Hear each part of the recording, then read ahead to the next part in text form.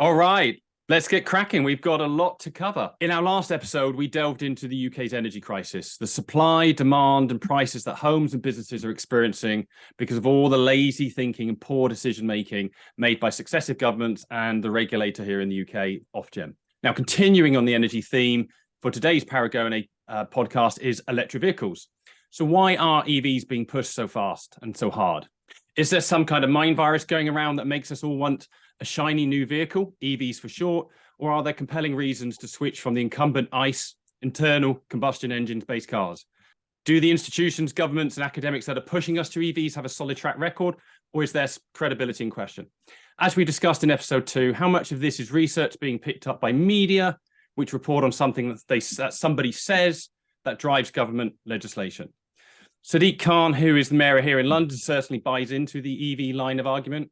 He seems hell-bent on making it expensive for us ordinary people to drive anywhere in London with the continual expansion of various driving charges for driving in the city and in the suburbs.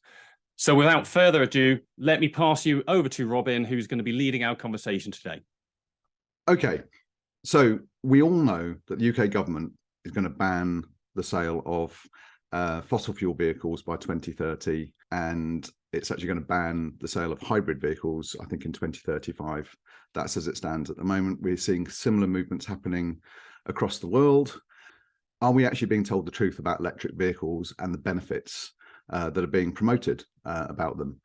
I think there are some benefits to electric vehicles, but I think the media and governments are covering up a lot of the dark side of electric vehicles, and they're not getting anything like the column inches in the press that the supposed benefits of electric vehicles have.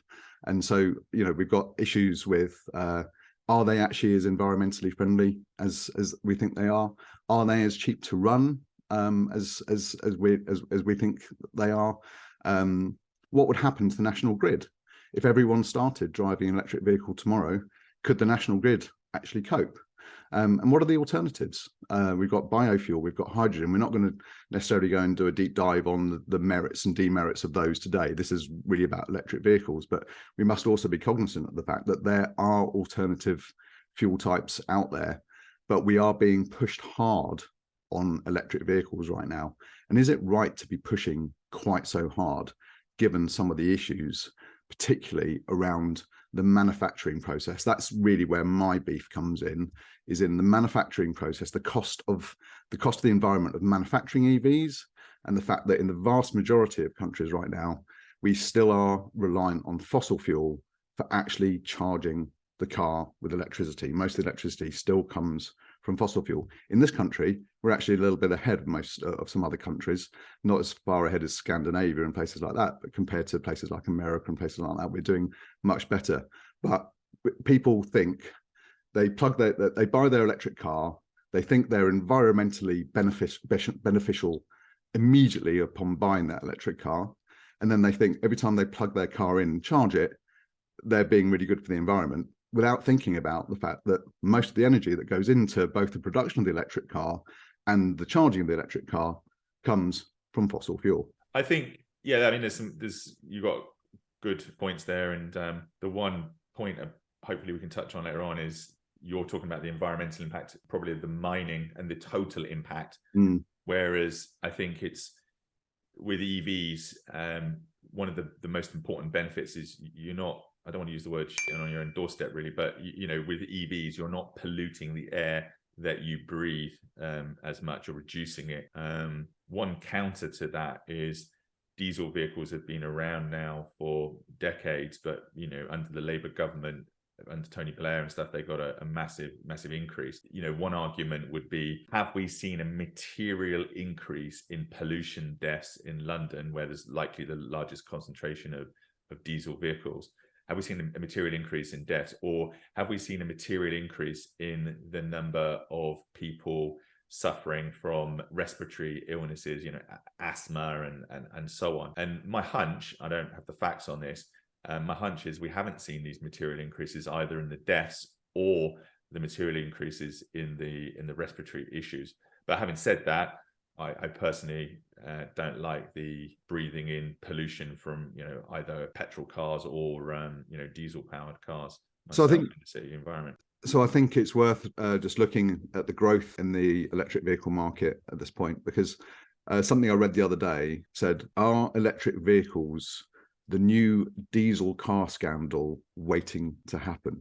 If you remember, in the 90s, we were all pushed, I think it was the late 90s, I can't remember exactly when it started, but we were all pushed to buy diesel based on its eco credentials, right? And then later on, like 10 years later or however long it was, I can't remember exactly how long it was, we were told, no, diesel's really, really bad. And if you bought a diesel car between these dates, this is the new lawyer thing, right? They've moved on from where you missold this, that, and the other. Where you missold a diesel car? If so, you can make a claim. And there's a number of commentators in this space who think that electric vehicles could be the next one, because as we start to unravel the truth behind the electric vehicles, we discover that they're not actually, they don't pose the benefits that are being promoted at the moment. Okay, so it's worth reminding ourselves of the, in the 90s, after the government pushed diesel cars as being green, the number of diesel cars being sold shot up. So we need to understand, where are we now with electric vehicles and hybrid vehicles? If you look at this graph here, you can see the growth just in the last sort of 5-6 years. Is absolutely amazing. So as at the end of October 2022, there were more than 1 million plug-in cars. Not 590,000 of them were fully electric, and the remainder were plug-in hybrids. And last year, we just saw this explosive growth in the adoption of electric vehicles. So whatever is happening, the message that we should all be driving electric vehicles is definitely hitting home. People are starting to switch to electric vehicles. So I've bought a hybrid car recently because I thought, in order to have an informed opinion on electric vehicles versus fossil fuel vehicles, I should probably try out an electric vehicle. I couldn't bring myself to buy a fully electric vehicle, so I went halfway and bought a hybrid. And I have to say, some of the benefits are fantastic. But when I do charge my car up, I'm very aware that it's being charged predominantly by fossil fuels. And with the recent rise in fossil fuels and energy, which we covered in our last episode, it's costing me a lot more to charge than it did before. And if you go to a public charging point now, it's costing even more. But we'll get onto that later in the episode. The point is we have seen a huge growth in the adoption of electric vehicles just in the UK, and we're seeing similar growth across the world as well. Can I jump in, Rob? Because I think it's a really good point about, well, you have a hybrid. Mm-hmm. Do you have more than one car? I do. Okay, so you have a hybrid and what a nice as well. Yes. Yeah. Okay, I have 2 cars, do very few miles. Just one is a car, both ICE, so by both internal combustion, both several years old. One is ultimately for my teenage kids to learn to drive in and to run around, and the other is a car we've had for 8 years or so. Simon, do you have a car? No, we don't. Our car blew up, I don't know how many years ago it was now, 5 or 6 years ago, Okay. and then didn't have one for about 3 months. And I thought, actually, maybe we can survive, right? And part of that's kind of cost, part of that's snobbery and only wanted to buy an expensive car and trying to save money that way. So we do, but then I don't know, we live in London, right? So it's easy. There's plenty of public transport, and you can get zip cars, there's taxis, there's Ubers. As a non-car owning family, it hasn't really hurt us too much to rent one when we need one. And you're a family with 3 kids, right? Yeah. So you're managing without actually a car, because as you say, you've got Ubers, zip car, so you can hire, you've got tube, train and bus. But this is London, right? And so London or large cities, that is a feasible situation. The only downside from not having a car is I didn't realise it turned you into a smug kind of green character, kind of going, well, I haven't got a car and I can survive perfectly. If I'd known that, I might have bought another car, right? Rich, how about you? Yeah, we as a family, we have 3 cars. I have a Tesla Model X long range, which is my primary car, which actually the majority of the mileage in our family is actually done in. We have 2 diesel cars, but we have 4 kids, so we've historically needed 7-seater vehicles. So they've primarily been diesel vehicles. I do approximately 12,000 miles a year, I think, in my Tesla. I do my wife probably does about 5,000-6,000 in a Kia diesel, and our other car just literally sits on the driveway and probably does 500 miles a year, if that. And hence why I'm likely to sell it early in the new year. So we'll be down to 2 until my children decide that they need a vehicle soon. Get a smaller vehicle for one of them to learn to drive in. So we're a bit of a mix, Robin, aren't we? Yeah, I was just going to say actually, there is, I've got a hybrid. I've also got a traditional ICE car, internal combustion engine, for those that don't know. And I've just had to buy my son his first car. He's passed his test recently, and obviously, new learner, this is a whole other topic, but I'll just throw it in there just for a bit of thought, is that new drivers don't learn to drive an electric car because it doesn't qualify you to drive any other type of vehicle, right? So new drivers are all learning to drive in manual fossil fuel cars. It's going to be interesting to see what happens in 5-10 years, whether that's still the same or whether it's different. I just wanted to actually pause there a second. There was a couple of things that actually Robin mentioned earlier on about the diesel vehicles and the fact this could be the new diesel in terms of, these ambulance chasing lawyers, right, who go around trying to advertise on TV and radio, trying to basically get people that have got Mercedes or Volkswagen diesels. Those lawsuits are because they lied about the emissions of those vehicles rather than diesel itself being a problem, if that makes sense. So that was purely around the emissions scandal. But maybe in the future governments could be sued because they promoted a fuel that is bad for our health, probably worse than petrol. And actually I did share a link in the article which in the chat group, which basically backs up the fact that there are an increase of thousands of deaths in London alone due to air pollution. What I can't find at the moment is something that shows it by year to see whether it's actually caused by diesel or whether these deaths have always been there and just not been recorded or been attributed to something else, if that makes sense. So here, London has the highest percentage of deaths attributable to particular air pollution of all English regions. Well, that's no surprise. At 7.1% and an estimated 4,000 deaths caused by air pollution each year.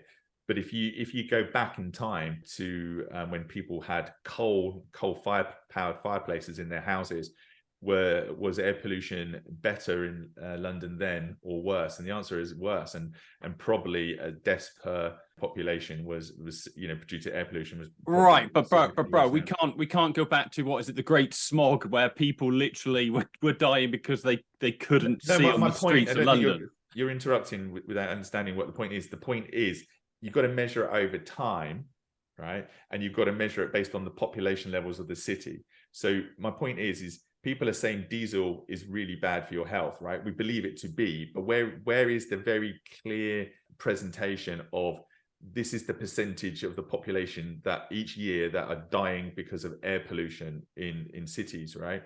That's my point.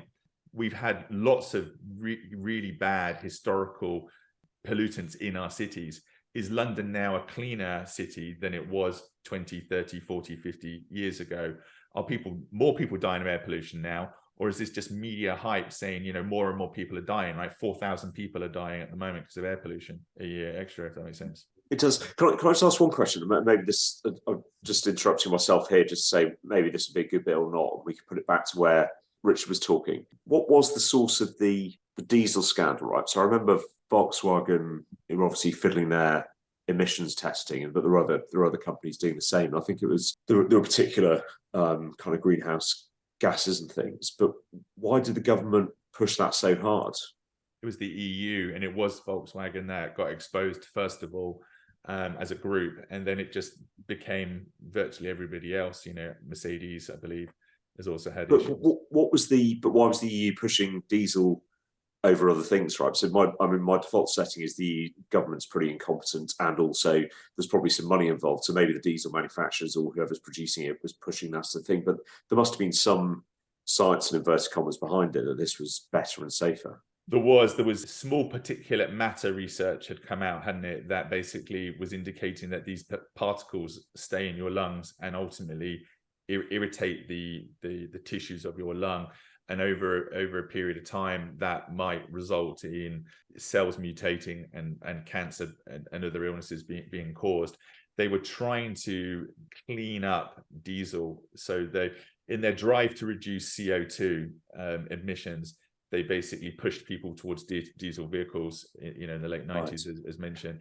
Not for this episode necessarily, not a deep dive, but one of the other advantages of diesel engines, which has been lost in the entire sort of debacle, if you like, is the fact that diesel engines can run on a massive variety of fuels. Yes. Where the biofuel comes in. And there was actually quite a lot of sort of focus on trying to develop greener fuels that could actually run in diesel engines, and we actually have that in other parts of the world. So you've got sort of sugar beet based biofuel coming from, I think, places like Brazil. I haven't done a huge amount of research on this because I didn't want to make this a biofuel episode instead of an electric vehicle episode, but it's one to sort of park and maybe come back to in a sort of a follow-up, is what's the actual future for domestic vehicle energy? Because biofuel and diesel engines work really well together. Yeah, there's actually an interesting investment opportunity that's come my way recently where they're mixing LPG with diesel, and it's reducing the diesel particulates and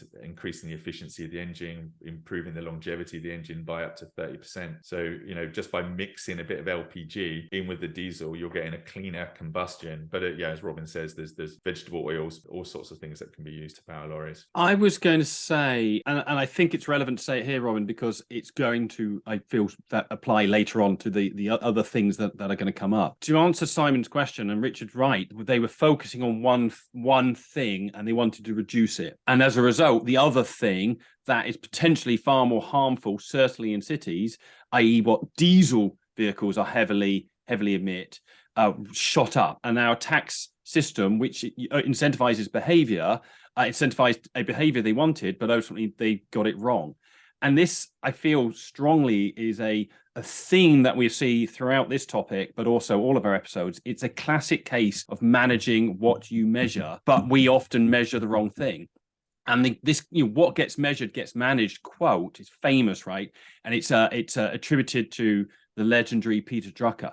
It is misattributed and dramatically truncated as a quote. And actually, the full quote, which I'll read out now, is 100% relevant to what we talk about on all of our Paragone podcasts. And the quote is, what gets measured gets managed, even when it's pointless to measure and manage it, and even if it harms the purpose of the organization to do so. That, to me, is #lazy thinking. It's absolutely right. In fact, maybe we should rename this podcast the Whack-A-Mole Podcast, because that's what happens, right? You focus on one thing and you push one thing down, and then a natural reaction to that is something else pops up. And I suppose it's a bit like for every action, there must be an equal and opposite reaction. It's actually very, very difficult to improve all the KPIs at the same time. So let's get back to vehicle growth.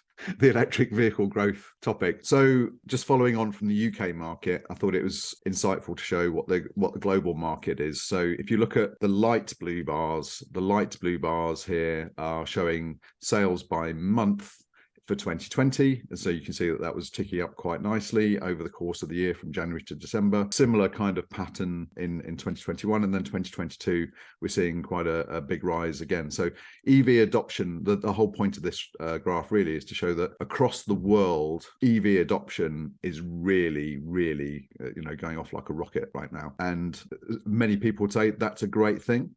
I am a bit more on the fence on that as to whether it's a great thing right now. I think there is an argument that in the future, EVs could be a lot better than they are now. And one of my sort of beliefs is we must start now in order to get to where we want to go to. But let's not be under any illusion. Right now, EVs aren't as good as we're being told. What do you think the motivation is for that? We're being told everybody must have EVs, they're the greatest thing ever. Well, who's saying those things and why are they saying them? It stems from the government initially and the scientists that sort of feed into that. And the government wants everyone to feel that they can contribute to a greener planet, I think. It's difficult to know what the true origin story of this narrative or propaganda, depending on your particular stance. Simon, you might be more at the propaganda end of that spectrum, and I'm probably more at the slightly dark narrative end of the spectrum, and Richard's obviously in the very shiny happy place. And what's happened, the nucleus of this is the realization that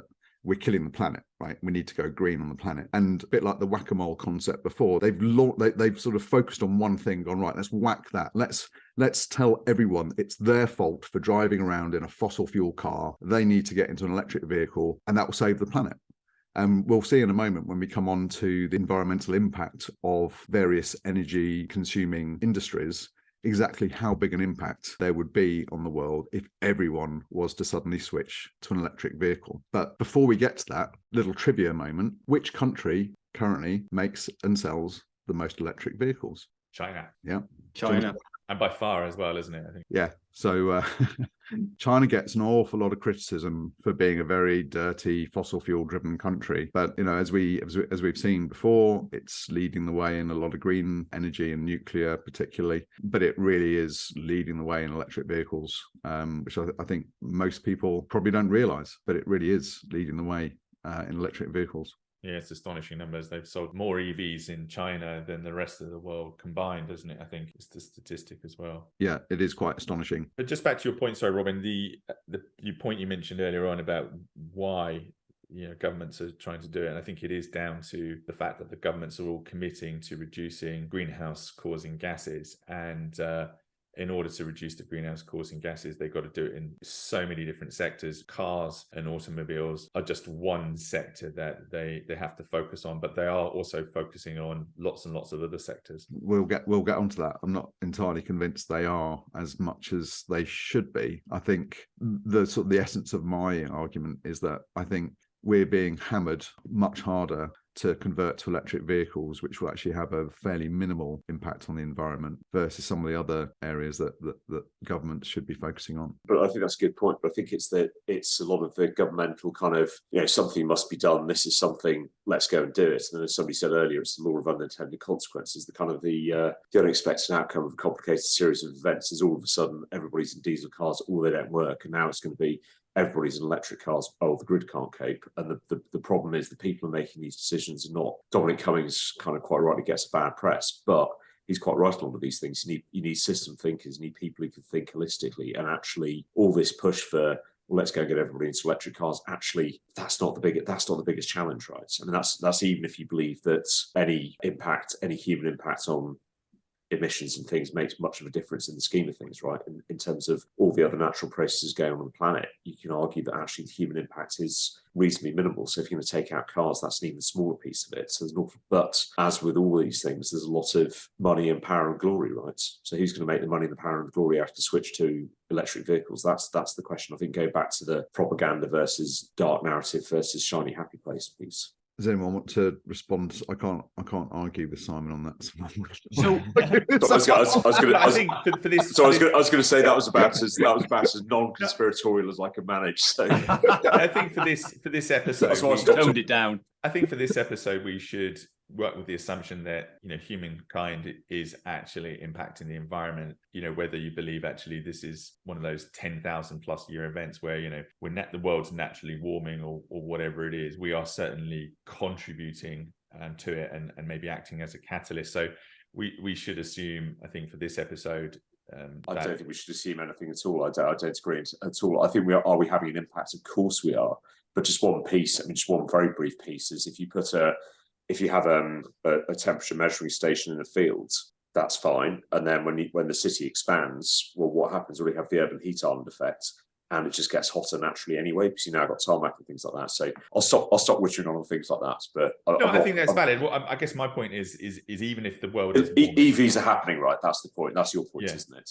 Yeah. Okay. And I think that's a fair sort of working premise. I don't believe climate deniers here, although there is a healthy degree of skepticism because we challenge pretty much anything that comes our way, right? And we challenge it because a foundation of this podcast is we don't like binary yes or no, either or, mutually exclusive decisions. We like the fact and appreciate the fact and value the fact that there are multiple different points of view. And Simon has touched on is like ultimately, well, what's the incentive behind these decisions? Who gains from these decisions? The whole world, Gaia, I think the whole world, the whole population in theory gains, but there will be organizations, there will be individuals that will gain the most because of the monetary benefits of a switch from one technology to another. That's really, I think, what you're saying, isn't it? Now we've sort of looked at the growth in EVs, and we understand that we're being sort of encouraged to buy EVs by sort of government manifesto promotion, all that kind of thing. We need to understand really what would the impact be if everyone was to suddenly switch to an electric vehicle. Is that going to be the thing that saves the planet, as we're being sort of told that it would do, or is it really going to have the impact that we're sort of being told? I don't think it is going to have that level of impact. So the top left pie chart, this is obviously US data, broadly the same in most countries in the world, Scandinavian countries perhaps being a slight exception. So you can see that GHG stands for greenhouse gases. So 2020 US greenhouse gases emissions by sector. Transportation, which is all types of transportation, domestic vehicles, airplanes, everything, is 27% of all greenhouse gases. So if we then take a look at transportation greenhouse gases by sector or by source, in 2020, light duty vehicles was 57% of that 27%. So it's basically 14 or 15% of all greenhouse gases come from domestic vehicles. And so why are we putting 95% of our sort of manifesto on to shifting people onto electric vehicles when the maximum impact it can have on the environment is 15% reduction in greenhouse gases? Yeah, it's quite shocking, but it's one where I'd like to think that the government is doing a multi-pronged strategy in each of these areas, but we're seeing visibly the most focus on one particular sector, which is EV vehicles, primarily EV cars at the moment. But there are more EV vehicle types coming out. Tesla have just started deliveries of the semi-truck in America, and there are 2 million semi-trucks in America, and I think they're selling a couple of 100,000 a year in America. So the world is trying to do EV lorries, and also Nikola and Volvo and other companies are also producing EV lorries. It's not getting the publicity that the car industry is getting. The point that it is a small 15% feels relatively small in the grand scheme of things. I think stuff is going in other areas.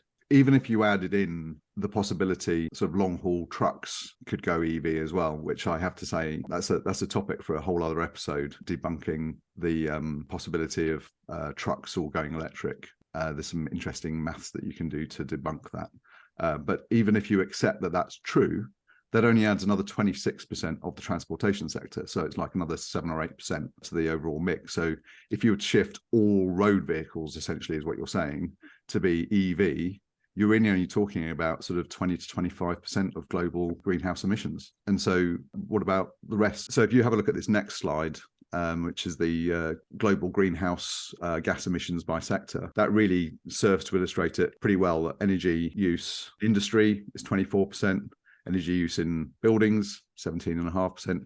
You've got all these other sectors down here, which individually only contribute a small amount, but you add them all up and it's huge. So you end up with agriculture and forestry and land use contributing almost as much, or more, in fact, than transport, according to this particular pie chart. Depends on which data source you look at as to whether it's slightly above or slightly below. But what we're seeing is, and this is my rationale for it, or my interpretation of why we're being pushed this way, it's the easiest sector that has the biggest volume of impact to attack. Whereas if you were to attack all the other things, you've got to have a much more sort of micro level strategy, whereas they can take a broad brush to this one, even though, in my opinion, and which is backed up by the data here, I don't think it's actually going to have anything like the impact that we're being told. Robin, just on that, is this a good example of kind of the sort of the nudge theory then, where actually people don't really understand kind of forestry or agriculture or whatever? If they're not farmers, they don't understand kind of industry unless you work in a factory.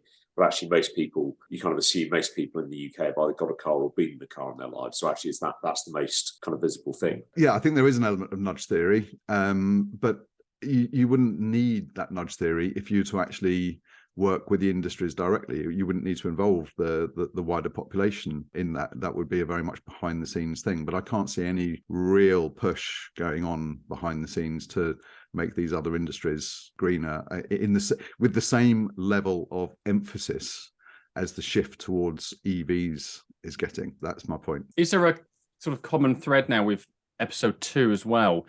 Because if you remember, a lot of the focus on the energy was residential demand. You must insulate your houses. You must change from a gas-fired central heating to a heat pump, blah, blah, blah. Whereas actually, we're still throwing up all these massive office buildings. Government buildings aren't being retrofitted. They're not leading by example. So is it in a similar way, energy in the use and supply and demand on electric vehicles is, well, let's just tackle the ultimate end consumer on a residential household perspective, because, dare I say, it is easier for them to do? I think that's very much the thing. I think we're pushing sort of a guilt complex onto the population of, this is your planet, this is your responsibility, you must take individual responsibility, you must do your little bit for the planet, which I totally agree with, by the way, but it seems to be all that's happening.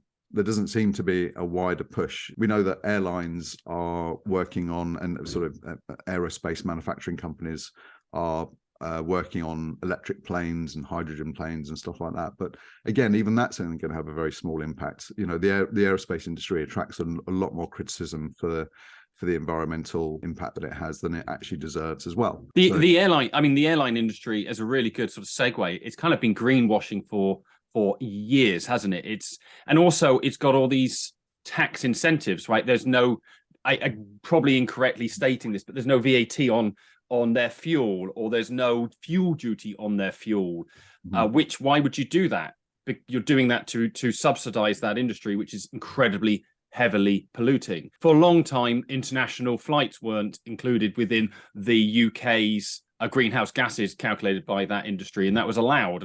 And then we got this whole, just plant a few trees because that will offset your carbon, which was a complete gamification of something, wasn't it? So that's an industry that, I'm going to state it. I've watched some YouTube videos recently on this topic as well. Electric planes in any scale are never going to happen anytime soon. Well, that's not necessarily true. Okay. Actually. So the bigger polluter in the airline industry is actually short-haul flights. Long-haul flights are far less polluting.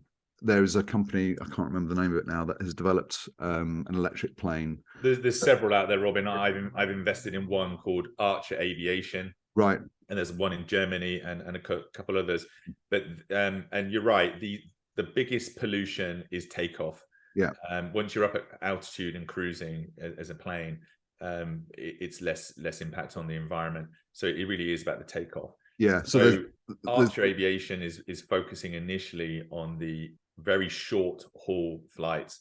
I mean, when I say short haul, I mean they're focusing on average 20-mile plus journeys, but potentially one day 100 or 200 miles, and that will be the future. The problem at the moment, and the world will eventually move to electric planes. We need to improve energy density, electrical battery energy density, and maybe that will come with solid state batteries in the future. But I think we are on a journey. I mean, fossil fuels didn't happen overnight, and we've been on a 100+ year journey in terms of automobiles using fossil fuels.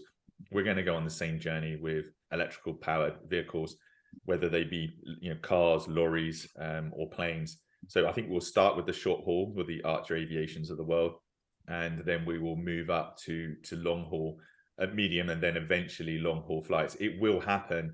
At the end of the day, just got to get the energy density up so that ultimately it's above the 500 range, as Elon Musk quotes. Yeah, I totally agree with all of that. What we're seeing now is that there are a number of routes, not so much in the UK, although this would apply to the UK, but some of the more remote territories in the US particularly, where they're looking at making those routes switch to electric planes, because they are literally sort of 50 to 100 miles or something like that, and they can actually serve these routes better with an electric plane infrastructure than they can with the traditional plane infrastructure. And if you look at the journey time, I used to commute from here to Edinburgh every week on the train, and it was like 5 or 6 hours, and everyone was like, why don't you fly? It's only a 45-minute flight. And I'm like, well, by the time you've gone to the airport, gone through customs and all that kind of stuff, it's 5 or 6 hours, and the pollution that goes with that, not that was over one of my concerns that he has, shamefully have to admit, but the pollution that goes with that sort of level of flight, that 300, 400-mile flight, is insane. There's just no reason that we should be conducting flights of that length ever anywhere until we can actually get to a cleaner energy powered aeroplane such as electric or hydrogen. Obviously there's a lot of effort into hydrogen powered aeroplanes as well. Yeah, I think the future of, we're talking about 50, 60, 70 plus years out, is eventually you'll see a huge number of eVTOL aircraft that are point to point, and you would call them on an app. It will arrive somewhere relatively local. You'll get on it and it will fly off to the destination. And more importantly, in order for these eVTOL aircraft to work, and to get the density of energy and stuff, you need to get rid of the pilot. So they're going to be automated vehicles that come, and they'll be pilotless. And there's companies working on that technology already. In fact, it's probably an easier problem to solve than actually, full self-driving of actual cars, because at the end of the day, as long as you're a few hundred feet in the air, there are no obstacles in your way other than other aircraft and eVTOLs. So, and obviously you've got 3 dimensions rather than the ground basically on a. I wonder if because it's 50, 60 plus years away, that's why governments are not focusing on it, because it really isn't a dial that they can turn to have a rapid impact. Now, interestingly, to Robin's point about those short flights, was it to Edinburgh?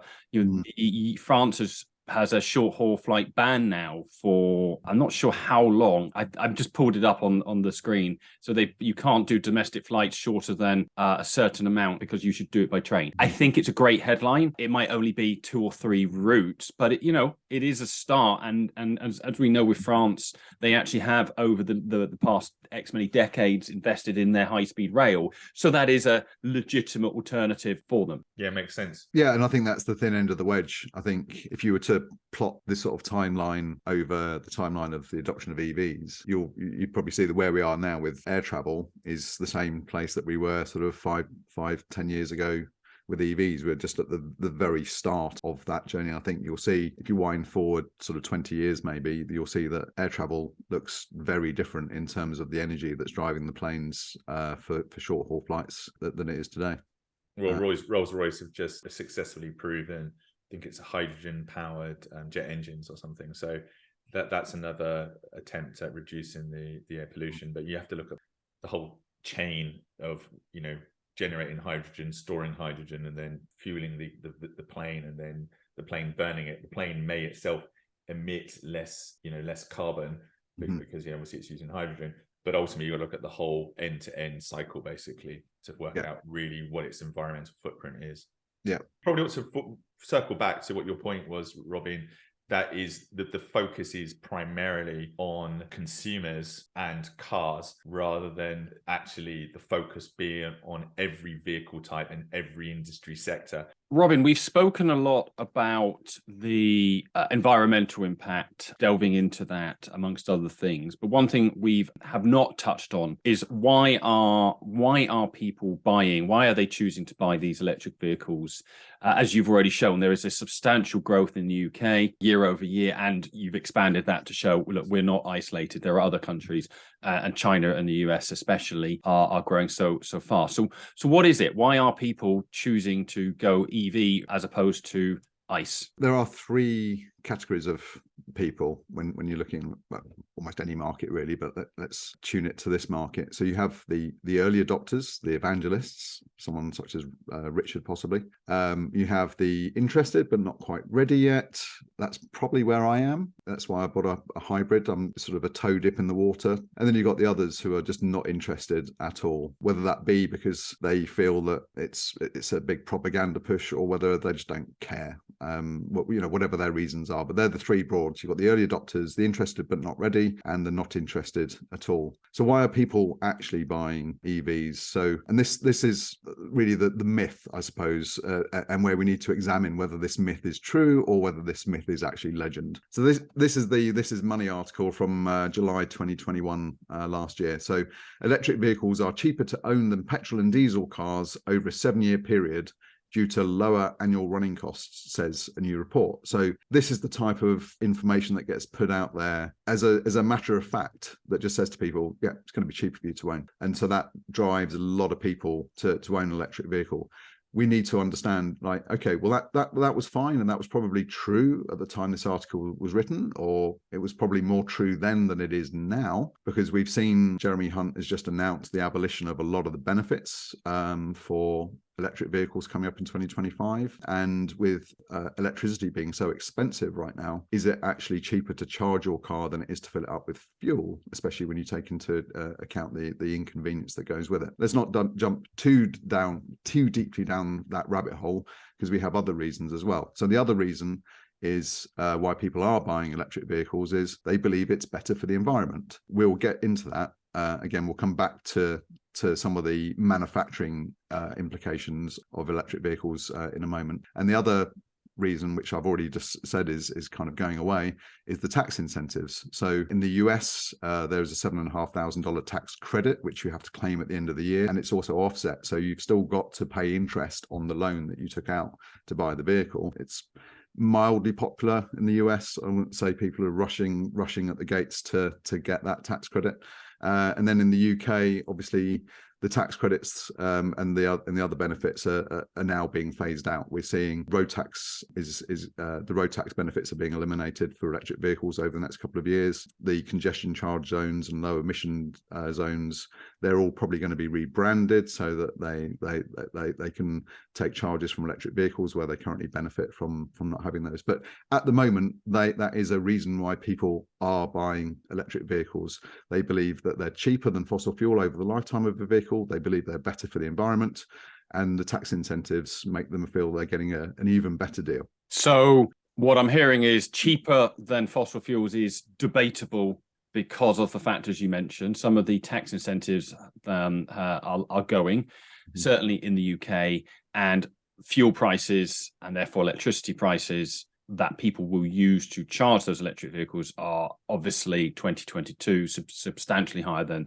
when that article was written in 2021 as well. So that calculation is highly suspect. You've talked about better for the environment, so doing your bit for the climate, and I know we're going to delve into that in a second. The tax incentives kind of can go into the first one as well. I was going to throw it out there as well that people buy it to improve the local air quality. So not necessarily climate more broadly, but certainly for those of us that live in a city, car vehicles, lorries, buses have a huge impact on the local air quality in that city. And so I feel that there is a drive by some people and actually by mayors such as Sadiq Khan, who I touched on briefly right at the start of the intro, to penalize you if you drive into a city. Therefore, people will be like, well, I need to get a car because I do need to drive. That doesn't get penalized by that. I'll touch on this briefly because I know there's a lot to talk about on the environmental side, that environmental equation. It sounds like this local air pollution item is probably now that falls under that category of, you know, you manage what you measure, so therefore make sure you measure the correct thing, because there's a number of articles, number of research articles and publications on the fact that car tires, whether it's on EVs or ICE vehicles, are actually a lot more polluting than what comes out of exhausts now. And that's largely because such a good job has been done over the years reducing and regulating what can come out of exhausts, whereas there is no regulation. And I'm sharing this article from The Guardian in this particular case on this, but there is actually no regulation, I believe, on the particulates from tires.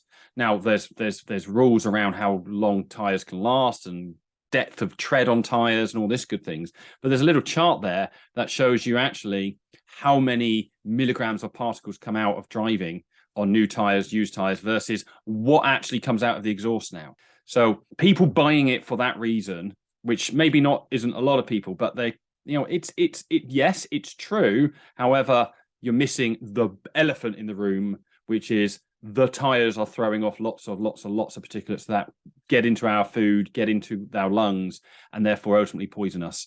And that is not being regulated in any way. And to me, that's something that should be focused on quickly. If we go 100% EV, this still happens. And there is actually an argument it gets worse because EVs are potentially heavier because they're carrying around all the batteries.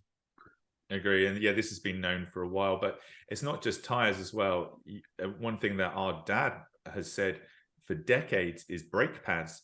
At the end of the day, brake pads are wearing out against the steel pad frame itself.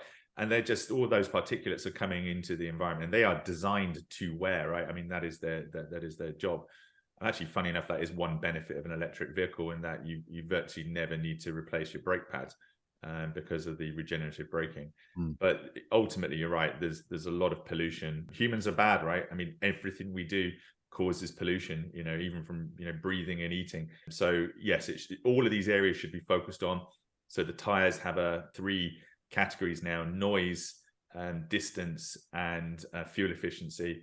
But why isn't wear one of those categories, as you rightly point out, Rob? And can we make tires last longer? And it's not just the particles of the tires as well. Actually, what happens to all these tires that are replaced when they wear out, because they got punctures and stuff like that? So why do tires even puncture? They should never puncture. The technology exists to have puncture-proof tires, which would mean the tires last a lot longer as well. I've got a question for Richard, actually, based on some of the readings that I did on tires, but I only did scant research on tires because I wasn't going to delve it too deeply into that. But I think actually Rob's brought up something that probably was deserving of a bit of a more going down the rabbit hole, which is, I read somewhere that EVs you have to buy the right tires when you come to replace your tires. Otherwise, it will burn through a traditional tire quite quickly. Hot topic. But a lot of topic. But a lot of EV owners don't realize, right? So when they go up onto Black Circles or one of the other e-tires or whatever it is, they just go for the cheapest tire because that's the habit they've been into. And that would be a big mistake. Yeah, right. You're entirely right. And any company selling tires should be warning the owners of electric vehicles about the tire choice that they're making and suggest alternatives. The reality is that there's 2 things at play here. There's probably the tire companies trying to charge more money to EV owners to have these special tires. But then, with the likes of Teslas, which have ridiculous acceleration, you do need to have a stronger tire. If you don't have a stronger reinforced tire, you're more at risk of the tire wearing and deforming, or potentially even a blowout. So yes, the reason I say it's a hot topic is because I'm literally in the process of buying two new front tires for my car, and debating whether I should buy the OEM Tesla tires, which are £320 each, or whether I should buy some other tires that have recently come to market from Hankook, which are specifically designed for EVs. But they're all very highly rated in terms of their load, because they need to be, because of the torque that the electric vehicles put through them, basically. So the question to ask then, which comes back to Rob's point about tires and air pollution, is these higher rated EV specific tires, are they better or worse in terms of the pollution that they kick out with the particulates that they kick off? So let me tell you from I've owned my car now nearly 3 years, and so I have been through 2 sets, front tires and rear tires.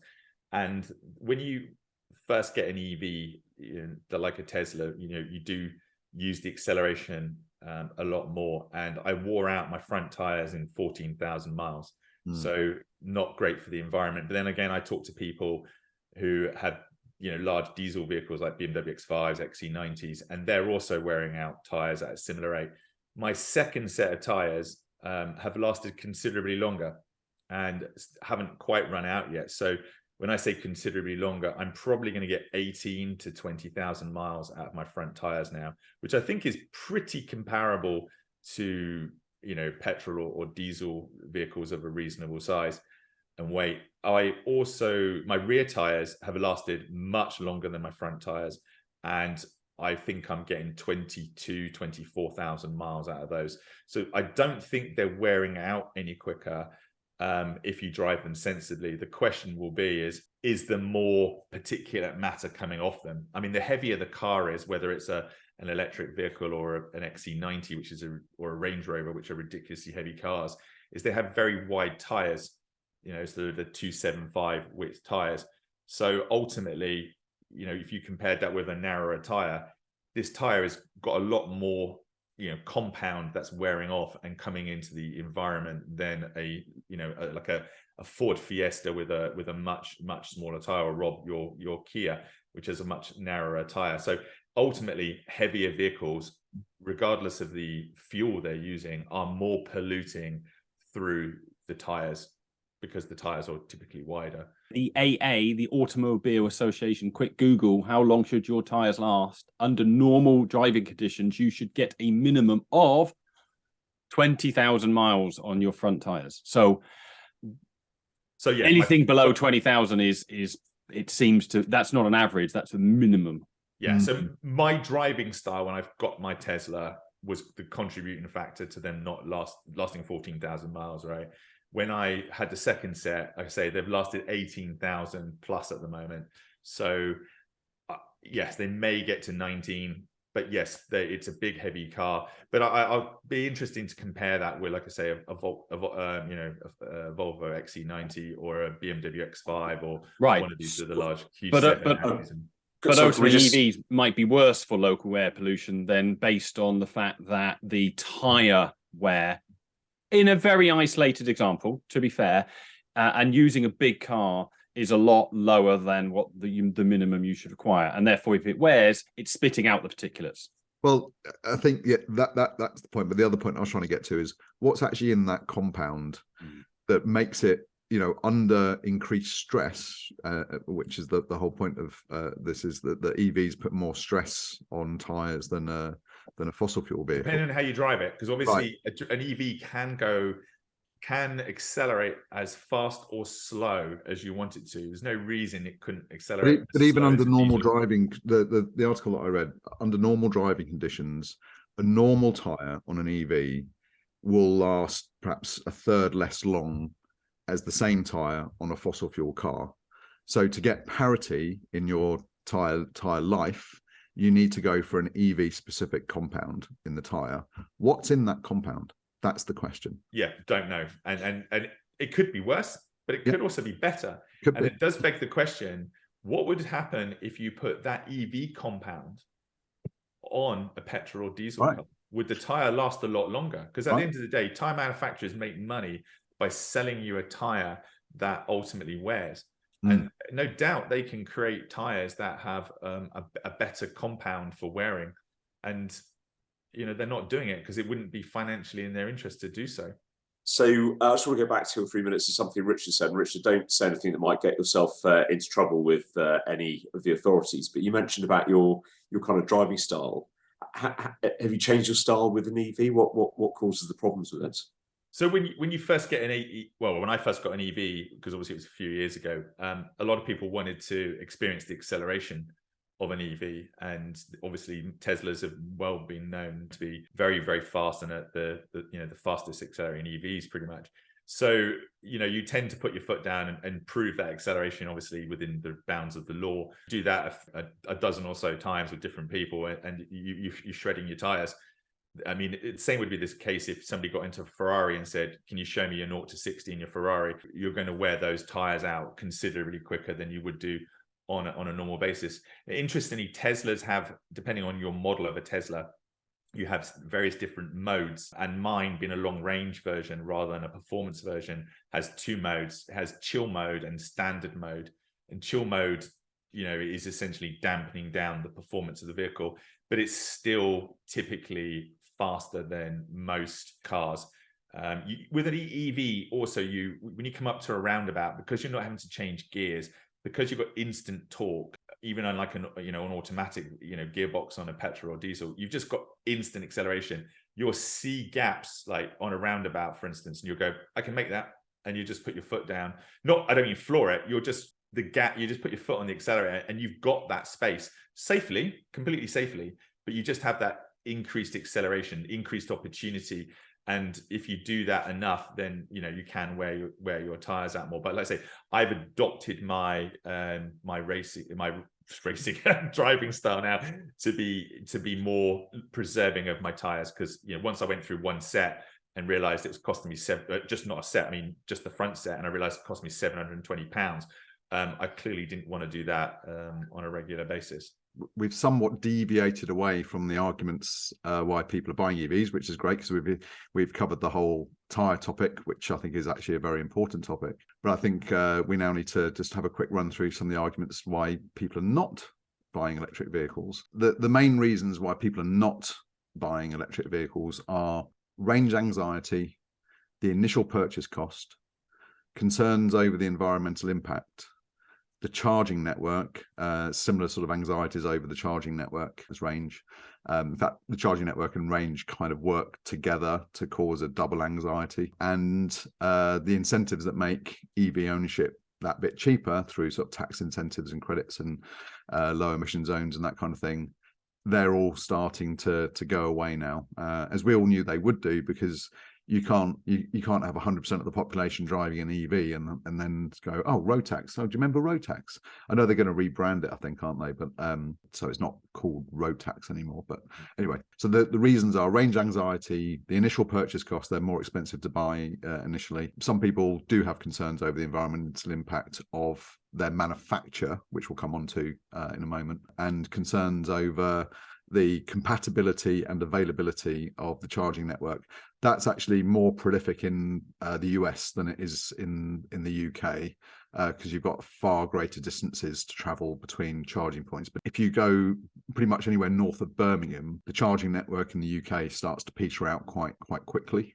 Down south, sort of London and the surrounding areas, the charging network is much better served than it is as you start. Every mile you go north of London, the charging network gets that little bit worse. And obviously the incentives. So obviously they're my potential arguments. I'd be interested to hear if anyone else has got any other potential arguments or would like to oppose any of the arguments that I've put forward. I think those are the key arguments. I obviously own a Tesla, and I have driven from the south of England to Glasgow and back, not in the same day, obviously. And that's a 400-mile each way journey plus the mileage up there. You know, I found it actually pretty easy. I wasn't even fully charged when I left the house. I charged twice on the way up. You have a long range Tesla X. Correct. Right? Yeah, I have a Tesla Model X long range. Yeah. So let's assume that that's fully charged and it's summer. We'll come on to the weather implications of range in a moment. But when it's fully charged and it's summer and you turn it on, what does it say your range is? It would when I first had the car and turned it on and fully charged, it would be about 325 miles. That's the theoretical mileage. So that's quite a lot higher than a lot of other electric vehicles, right? Correct. That's the Tesla technology. It is superior in most ways when it comes to the motors and the batteries, etc. Now, the reality is, as you say, you won't get that range. And that is, I believe, and I may be wrong on this, to do to the American government and the way that they make EV manufacturers state the mileage. Now, I may be wrong on that, but I think that's the case. The reality is, if you go to Tesla or you speak to Tesla, they will be open and they will say right up front, you will not get that range. You know, you will get something lower. So on a good day, I'll get 280 out of that 325. But if I'm, got the air conditioning on, I've got the heated seats on, and I've got the windscreen clearing and all that type of stuff, then I'm clearly going to get less range than that. Now, I have driven down from where we live down to my parents down in Devon. It's a 190-mile journey. I have managed to get down there and have 70 miles of range, free. So that was largely motorway driving. And motorway driving, if I'm being totally honest, when it's an EV, it's, and you're going 70 miles-ish an hour, it's not the best in terms of getting range. Obviously a lower speed. If you were to drive that at 50 miles an hour, you would get there with more range left over. So if you fully charge, you can do these long journeys. What you tend to do when you have an EV is, like driving to Glasgow, for instance, you would break that up. Now, I have a friend who says, my diesel can do 700 miles in a tank, but show me a person who's got a 700-mile capable bladder. It's just not there, right? You've got to stop for tiredness and boredom and to eat. So when I drove to Glasgow, for instance, I stopped off a couple of times and got a coffee, had lunch, and you just charge my car. By the time you park, you connect the connector, and you then walk in, you grab a coffee, you go to the toilet or whatever order you want to do it in, and come back. You've taken 20 minutes, half an hour. I think one of the issues that we're seeing, though, is that the rise of EV adoption is going up much faster than the growth of the charging network. I agree. We're seeing that the charging network is becoming increasingly unreliable. The incidence of chargers being out of order is growing. In fact, in America, the numbers are kind of scary. In this country, it's only actually about 5 to 10% are out of order at any time. But in other countries, it can be as high as 25, 30%. Yeah. But it is a number that's getting worse, because it's obviously, as there are more charging stations, it's a bigger network to maintain. And so you've got the rise in failure rates of a particular charging station, but you've also got more demand. And so I watched an EV vlogger, and he did a road trip going up north, and he went past various charging stations which were either out of order or there was a queue to use. He was actually driving a Porsche Taycan.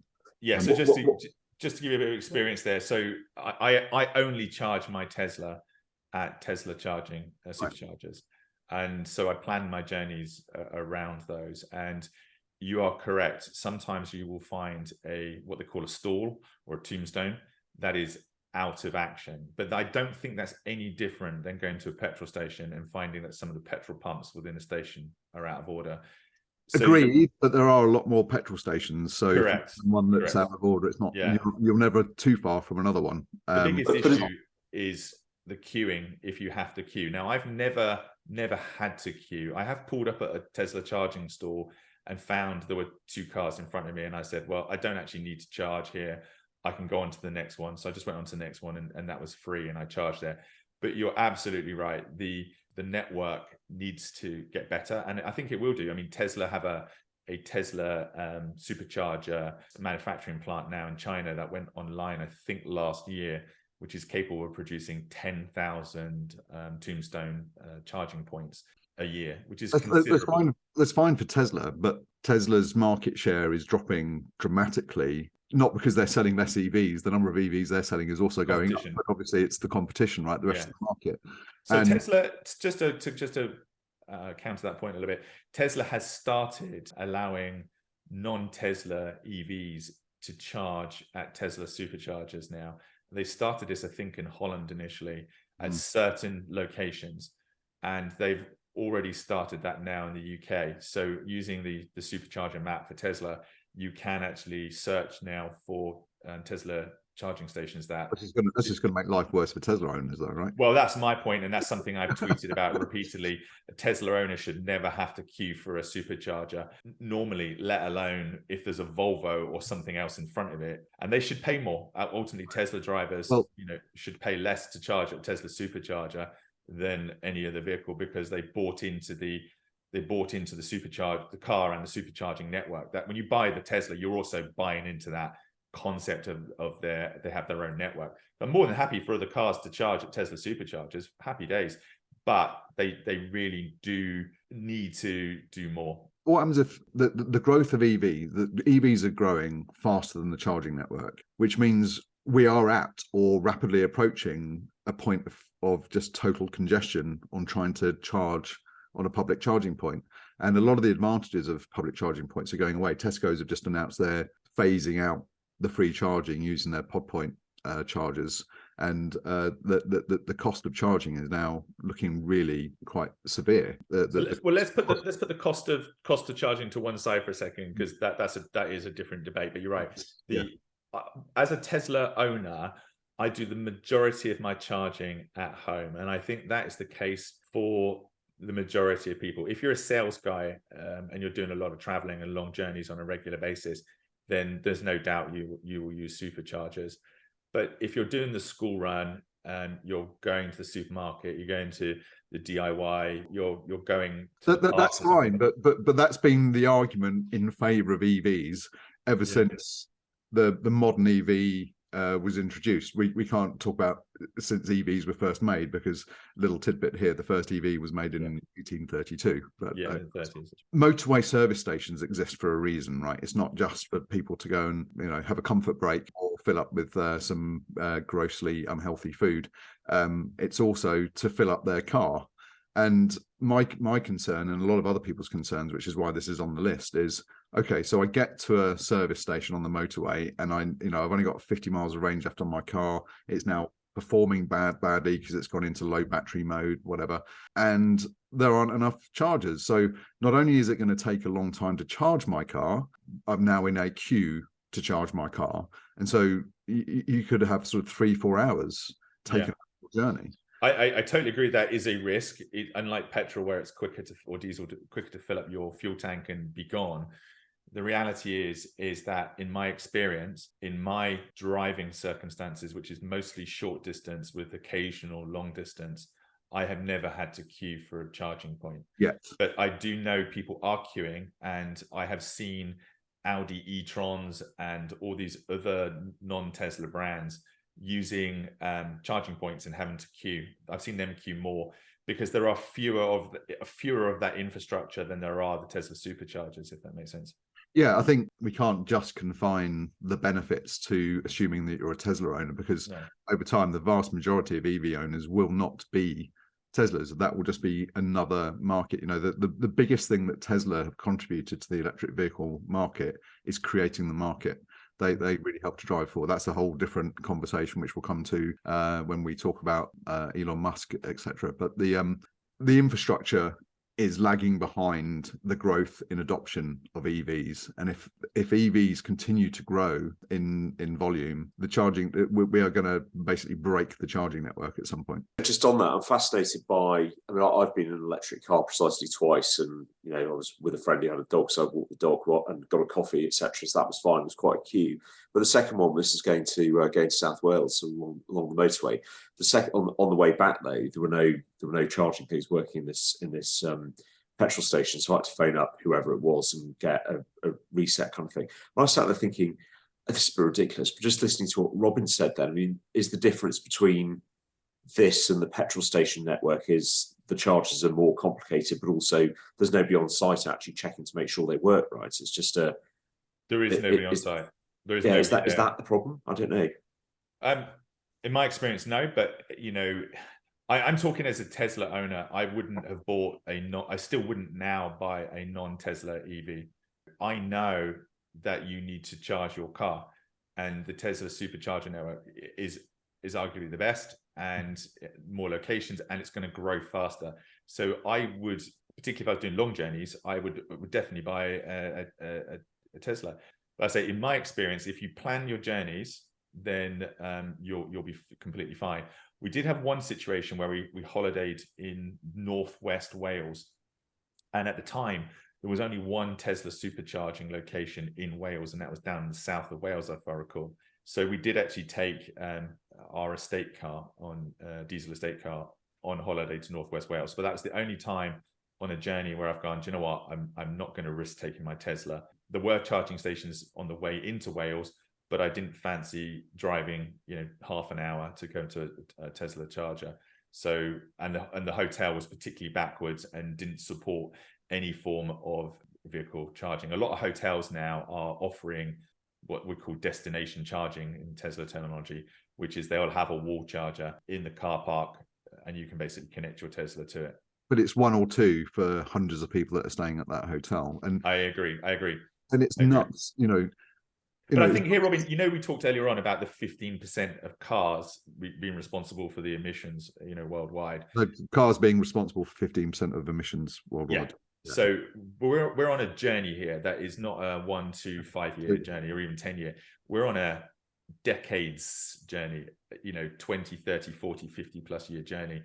And things aren't perfect, but there are definitely benefits, by the way. And things will get better. I'm not saying that the charging network, the state of the charging network and range anxiety are reasons that the electric vehicle market is hogwash. I'm just pointing out that is a reason that people aren't buying at the moment. Yeah. And what is, and looking at what the actual state, how real are those views? Is range anxiety and the charging network, is that a considerable thing to be anxious about at the moment? And the answer to that right now is yes, it is a considerable reason. And if the charging network was better, we'd probably see an even higher adoption of electric vehicles. Whether that's a good thing or a bad thing right now isn't the point of that particular point.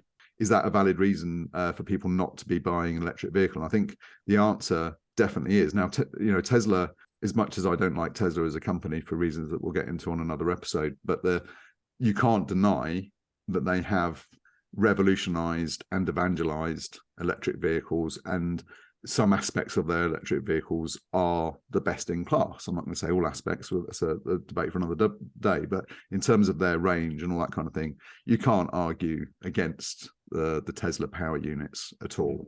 But as far as the rest of the electric vehicle market goes, the charging network is incredibly poor. And actually, when you break it down and you look at the number of fast chargers versus non-fast chargers, the way they're defined, I think I did a slide on that. The way that a fast charger is defined is bonkers, is absolutely bonkers, because and a lot of the public charging points are very slow. So you rock up and you charge. You're right, okay, well I can go and fly to France and back while this charges. It's absolutely insane. And charging at home, people have to upgrade their electricity at home in order to give a decent number of kilowatts to charge their car in a decent time. This is all huge stuff, and that doesn't take away from the vast majority of people who live in cities can't park their car near a charger at all. So charging at home it doesn't work for those people. So you've hit on several points there, Robin. So just starting on that last one, actually, I think the statistics are something like 70 to 80% of homes in the UK actually have driveways where ultimately people can charge. Now, I totally accept that. I don't believe that, bro. I don't believe that for a second. No. Google it. I mean, I fact checked it. That needs fact checking. Fact check it, right? 70 to 80% of homes not in cities, maybe. No, Google it, honestly. But obviously, I live in a fairly country market town, right? And I can tell you there are not 70 or 80% of people here who have driveways. Google it, right? But okay, there's whatever percentage you think it is, right? Even if it's 60 or 65, whatever it is, there is a majority of homes have the ability to charge their cars at home. Now, when I bought my electric car, I did a spreadsheet essentially and worked out what my daily journeys were and what my non-normal journeys would be. And I looked to see, and I calculated, and I allowed 50% contingency on whatever number, mileage it said, to basically, account for diversions and other stuff. And it's very simple, calculation, and that's what people need to do. If you're a sales guy and you're doing 40-odd thousand miles a year, you're motoring between meetings, after you maybe want a diesel. But if you're doing the majority of people and the majority of their journeys will just be fine. The problem though, Richard, is that spreadsheets are your drug of choice, but that's not true for most people. Yeah. Which is kind of the point of this conversation, right? It's the lazy thinking. And for most people, they go, "Oh, right, yeah, EVs. That's how we're going to save the planet. Let's go and buy an EV." And then they come unstuck. Not everyone sits down and meticulously plans out every mile of their long journey that they're going to do. They just want to hop in their car and go, and then hope that there's going to be a petrol station or a charging station somewhere on the route. And in the vast majority of cases, the people who have a petrol car or a diesel car who drive off on a long journey with that approach, they're going to be okay, unless there is an oil crisis going on. We've had a few of those over the years, but unless there's an oil crisis going on, they're going to be fine. Someone in an electric vehicle, particularly an electric vehicle other than a Tesla, a long-range vehicle, they're not necessarily going to be fine. Yeah, Nick, I think that's a really good point. But the bit I still get to is, I said before, we're lucky. We live in London, so there's buses, there's car, that you can get sit cars, you can cycle, you can walk, you can run. And I think me not having a car, would I get an electric vehicle? Do you know what? I don't think I would now. So I managed to adapt my lifestyle that we, if there's an electric car to Rebel, fine, we'll do. But I wouldn't actually go out and buy one, because you can get buses, you can get trains, you can run. You might need to leave half an hour early. You might have, there's always challenges with public transport and stuff. But ultimately, for me, it's a much less stressful way of traveling. You're not stuck in traffic the whole time. You're not driving really fast, etc. It's fine. But I don't know. Maybe I'm not quite convinced yet by the arguments. And I don't have an EV at the moment. I do have an old hybrid which barely drives a single digit number of miles on the battery. I'm still thinking about whether to get an EV. Certainly won't in the next 12 months. I'm going to be a late adopter. What about yourself, Robin? And what else do we have to discuss on this topic? So, being a hybrid car owner, I've been very grateful that my car will still run on petrol, because I'm finding it increasingly difficult to get to a charging point. Like if I go to Tesco's or when I go to the gym, these car parks have charging points, but they're very often occupied or not working now. So on that basis alone, right now, I don't think I'm ready to convert to fully electric. Never mind the other issues that we haven't been able to discuss on this episode so far. The predominant one being the environmental impact of manufacturing cars and also to a certain extent the charging of electric vehicles as well. I think we need to do a much deeper dive into that. And then we also need to look at what other fuels could go into powering cars, but biofuels, hydrogen, that kind of thing. And then also, are cars actually personal private motoring, is that actually the future of social and domestic transport, or do we need to be looking at a completely different model? Great. Okay, everyone, that's a wrap from us. We hope everyone's enjoyed today's episode and gained a new appreciation on a complex topic. And as we say throughout, this is not black and white. There's many different points of view and many different things to consider. We will be continuing this conversation in a second part. As Robin has mentioned, there's lots more that we actually have not got to yet. So thanks to everyone, Simon, Richard, and Robin. And we look forward to welcoming you all back to the next episode. And please remember to subscribe to the Paragone Podcast. And as always, this is about emphasizing discovery, not defense, when challenged with a different point of view. All right, then. Thanks, everyone.